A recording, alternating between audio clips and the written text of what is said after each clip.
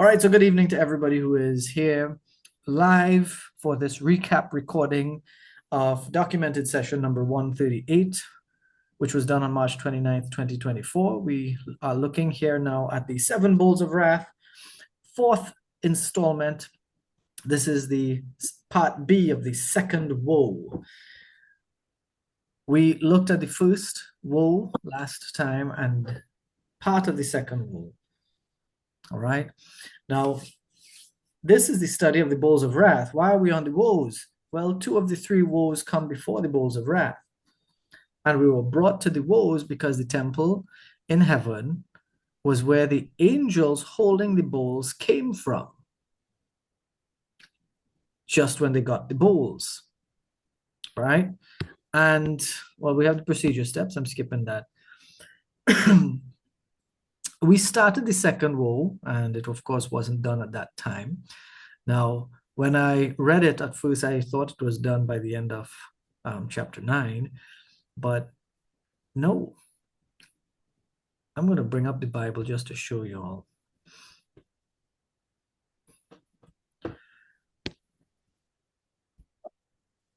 Look at Revelation 9 for a second. The first woe has passed, two woes are still to come. Second angel blew his trumpet, and this would be the second woe. And after all this stuff happened, all right, 200 million demons are going to cause destruction and death. They are coming out to kill. And this is a third of mankind. They are coming to kill 1/3 of the humans who are left on the planet. Because remember, we did a study of the seals. 1/4 of the human race is dead at this point. Actually, it's more than a quarter, because the first horseman rides out, conquest without violence. Second horseman is war. People die in war. Third horseman was shortage of food, famine, and people die for that. And then the third horseman rides out, and a quarter of the earth dies. So prior to the quarter, quite a lot of people would have died. Quarter of the population dies. And then later on, this here is the sixth trumpet sounding. What I was talking about just now was the first four seals in Revelation. So there would have been 3 seals, and then 5 trumpets. People would have died in between. And here we have now 1/3 of the human race is going to die again by the hands of these demons. And these demons would kill them. And then in verse 10, John sees an angel and a little scroll. The angel is standing with his legs, 1 foot on the sea and 1 foot on the land. And he roared with a loud voice. I'm getting messages, sorry. There's a scroll in the hand of the angel that a voice from heaven spoke to John and said, "Go, eat the scroll." So John eats the scroll. We're going to do a little summary. We'll have a point form summary. And then in Revelation 11, we get a recap of the 2 witnesses, which is a whole other study on its own. And then we find out that the second woe is past and the third woe is soon to come. Okay, so Revelation 10 and 11 carry out the second part of the second woe. And there's a lot in there: the angel, the scroll, the 2 witnesses. So let's check out our summaries here to save us a lot of reading. Revelation 10:1 describes the angel holding a little open scroll. This shows us that there is heavenly knowledge that is waiting and available to us. It's there. And the only way we have heavenly knowledge available to us, friends, is right in our word, the Bible. This is not a scroll of information that is yet to come. The canon of scripture is closed. That angel stands on water and land, and he calls out powerfully that the seven thunders answered him. I speculate here that the thunders may be related to the seven spirits of God of Revelation 3:1, the seven lamps of Revelation 4:5, and the seven eyes of the Lamb in Revelation 5:6. But that's speculation. What they said, John was not allowed to write. That's important. Let me just run through this for you to show you. There are things sometimes that these prophets would have seen, and they're not allowed to show us. He called out the seventh, when he called out, the seven thunders sounded. And when the seven thunders had sounded, I was about to write, but I heard a voice from heaven saying, seal up what the seven thunders have said, and do not write it down. This here is an important piece of scripture for us to know that there are some things we will not know about that will happen. To remind us, God knows everything that's going to happen, and faith is trusting in Him as we encounter piece by piece, minute by minute, hour by hour of our lives. The angel swears that there'll be no more delay, and the seventh trumpet will fulfill the mystery of God, which is most likely the day of the Lord. The voice from heaven instructs John to get the scroll from the angel, and John eats it. It's sweet to eat, but stomach churning. Does that mean that the contents of the scroll will be easy and even nice to hear, but hard to accept? That is speculation there on my part. But it does sound like a realistic thing, because it's easy for us to read a quarter of people going to die. It's easy for us to read the sun is going to scorch the earth in the bowls of wrath. It's easy for us to read the first horseman will conquer the world with a bow, but no arrows, meaning the threat of violence will be there, but he won't be violent. And when it happens, it will lead to terrible living, because the mark of the beast is coming. But I'm not sure. Revelation 11 shows us where John has to measure the temple, the altar, and worshippers, but leave out the courts, the outer courts, because they're going to be trampled for 3.5 years by the Gentiles. That's in Revelation 11. All right. They're going to trample it, and it basically says that invaders, foreigners, people who don't belong there, will be there. During that time, that 3.5 years, the two witnesses will be preaching while clothed in sackcloth. The seventh trumpet sounds at the end of, well, near the end of Revelation 11. 24 elders worship. Those are 24 elders around the throne of God. Some people believe they represent the Gentile church. The temple in heaven opens, and the ark of God's covenant is seen, and there are terrible weather patterns. Now, this is a quick overview of those two pieces. We're going to check out the two witnesses as the last part of the second woe, and the preview of the two witnesses in the Old Testament. These two witnesses are called the two olive trees and the two lampstands. They were first mentioned in Zechariah 4. Observe in this that Zechariah asks 3 times about the two witnesses, or the lampstands, the two olive trees, in verses 4, 11, and 12. So let's go check out Zechariah now, just to see what we're talking about. Zechariah 4, vision of a golden lampstand. And in verse 4, and I said to the angel who talked with me, what are these, my Lord? And that's because he saw a lampstand all of gold with a bowl on top of it and 7 lamps on that lampstand, with 7 lips on each of the lamps that are on top of it. Sorry. 2 olive trees by that lampstand. And Zechariah asked, what are these? In verse 11, I believe the next time, then I said to him, what are these 2 olive trees on the right and left of the lampstand? What's the other verse he asked about? I want to see 4, 11, and 12.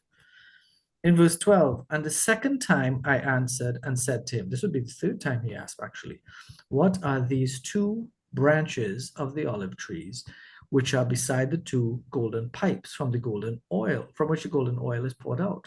This is the second time he asked about the branches of the olive trees. It's the third time he asked the angel something. The first time he asked, what are these? Indicating what is the purpose of the lamps, the 7 lamps on the lampstand, and the 2 olive trees. And specifically in verse 11 and 12, he asks about the olive trees. The fact that Zechariah had to ask about the olive trees tells us that there are some things that we may not fully understand or know. Just checking, getting some noise just now. Yeah. In Zechariah 4:14, when it reads, then he said, these are the 2 anointed ones who stand by the Lord of the whole earth. That tells us that these 2 stand by the Lord. Do we take this to mean it's Moses and Elijah? Because those 2 stood by Jesus himself the night of his transfiguration. In Zechariah's context, the 2 lampstands at the time of writing were Joshua, the high priest, and Zerubbabel, the governor of Judah. And in verse 6, the message from God is that it is by his Spirit that things will be accomplished, to show that it will not be by man's strength. In the same way, we see God's work is being accomplished in its true form by humble and simple, as opposed to the proud and powerful. Sorry, excuse me. Look at us here at 40 days. We are in 40 days, and we are not a large or powerful group by man's standards. But I see God's work being accomplished in our meetings as people are growing in the Lord and changing the way we do things. We are preaching the word to others in ways we did not before. And in fact, I'll add to this right now. People here have said, I started to pray, I started to fast, and things get worse for me. Because the devil doesn't want us to focus on God. Other people could start to pray and fast and there'll be nothing happening to them because the devil knows he still owns them. But when the devil sees people he doesn't have, and he sees them trying to get closer to God and making efforts they never made before, or making efforts more powerfully that we didn't make as strongly as before, he will try to stop it. If he sees us doing things we did before that yielded fruit of the Spirit, he'll try to stop it. Large and powerful are deceiving the people, and I mean that. Look at membership and leadership of the Roman Catholic Church, Open Bible Church, and many others. And I'm calling them out here by name because a lot of what goes on in those organizations, it's corrupt from the head straight down to the members. I'm not saying everybody inside those organizations is corrupt or hellbound, but I am saying a great majority is. And this, of course, will upset people because people don't want you to say, well, how you could call that and say that about them? You don't know them. I do. I don't know all, and I don't know them personally. But I guarantee you, when there's a seminary graduation and certain people get to wear their fancy suits and stand on a stage to shake the hands of graduates and get to make speeches because they enjoy the fanfare, they enjoy being in front of the crowd and getting the status and being recognized. That's not about glorifying God. Many people are going to those places and they don't know how to apply the word in tests, or they don't even recognize tests because they handle things with pride and arrogance And they celebrate when they curse or rough people up, or when they cheat on spouses, or when they make money by dishonorable means. Most are not provoked by the church to see their own sins and repent. And this is true. In most churches today, influential people are not called out for their sin by the leadership because we can't afford to lose their money. We don't want to offend them. They should know what they have to do. They'll handle themselves. That is not the job of a pastor. A pastor is to call them out. Privately first, right? I'm not saying stand in front and call out sister whoever because you hear she was cussing on the street last week. Privately speak to her gently. For these people, attending church is enough to make them feel good enough. The witnesses will be clothed in sackcloth as they prophesy for 1,260 days, which is almost 3.5 years. It's actually 3.5 years in the Jewish calendar. Correct. The Greek word for witness is martus. Martus, witness, means eye or ear witness, legal witness to proceedings, one who spectates, one who testifies to support another person. Jehovah's Witnesses, not the religion, because they're not following the God of the Bible. Again, I'm calling people out. The word for prophesy here is propheteo, and it means to foretell, tell forth, prophesy, I foretell. Prophesy, set forth matter of divine teaching by special faculty, to predict the future, to declare something by divine revelation, to break out in praise or lovely discourse, to speak under inspiration. I did not write in the Greek for you all here. Good thing I started that now. Therefore, these two men, two witnesses, two olive trees, they will speak about things they have witnessed. They will also be sharing predictions, and they'll be saying things that were divinely revealed to them. Their clothes matter. That's why we were told that they were in sackcloth. Because in today's world, they will not meet the standards that get people popularity or appeal. They will be hated. They will be ridiculed. Because you guys, you have to remember, even when we see somebody dressed shabbily, and it's a big-time influencer type, such a person does that to appear humble, so that his fans can say, yeah, he's very humble, or she's very humble. And when they go out, you see them, yeah, look how they dress nice now. They're humble, but they can dress up too. Because that shows our ideals. The ideals in society now would be everybody who has, a profile pic of their dream car, profile pic of a pool shot, a profile pic of a sunset or a beach that shows that they were on a very expensive or fancy vacation. A lot of people like to put these profile pics to show off their status. I am important, I'm special. A boat picture. There's very few people can do a boat picture. That gets us popularity. I'm doing things that everybody else wants to do. Doing normal things, no, that's not good enough. These two witnesses will stand out because they are not going to be like that. They're not going to follow the influencer formula, or whatever the influencer formula is to gain popularity, the celebrity formula. But they will be well known by everybody because their death is going to lead to celebration across the globe. Christmas in July kind of thing. Consider that they will have destructive power, and I believe they will be preaching from Jerusalem, because they're mentioned right after the angel tells John not to measure the court outside the temple because it's going to be trampled by the nations for 42 months. Remember that right now the world hates Israel. And this week, the world was made to hate Israel even more because of the UN decision calling for a ceasefire. This was back in 2024. We are in 2025, October 11th, and yesterday, a ceasefire deal was agreed to by both Hamas and Israel. The remaining hostages are expected to be released by Monday. In the news at that time, March 22nd, 4 gunmen stormed Crocus City Hall in Krasnogorsk, a Moscow suburb, and shot into a 6,000-person crowd who were attending a rock concert. Up to the 26th, 137 people were killed, over 100 were injured, and 60 in serious condition. The attackers set fires, which caused the roof to collapse. The attackers appeared in court on Sunday, March 24th.